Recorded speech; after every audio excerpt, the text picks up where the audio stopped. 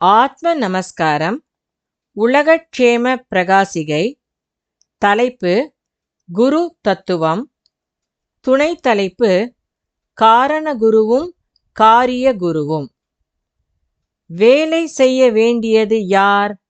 மனமாகும் வேலை செய்ய வேண்டியது. உபதேசம் வாங்க வேண்டும் என்றும் தனக்கு ஈஸ்வர ஐக்கியம் உண்டாக வேண்டும் என்றும் உபதேசித்தது மனமேயாகும்.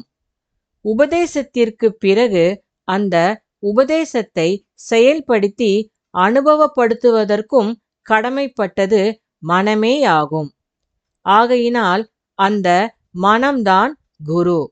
ஆனால் மனம் அதற்கு காரணமாக மட்டும் இருப்பதனால் மனத்தை காரண குருவென்றும் உபதேசித்த ஆளை காரிய குருவென்றும் சொல்லப்படுகிறது.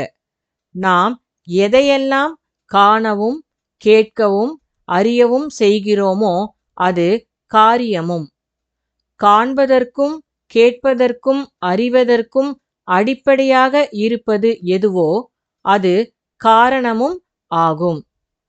காண்பது உலகம், அப்போது அது காரிய குருவும். அதற்கு காரணமாய் இருக்கிற மனம் காரண குருவும் ஆகிறது. ஆத்ம நமஸ்காரம்.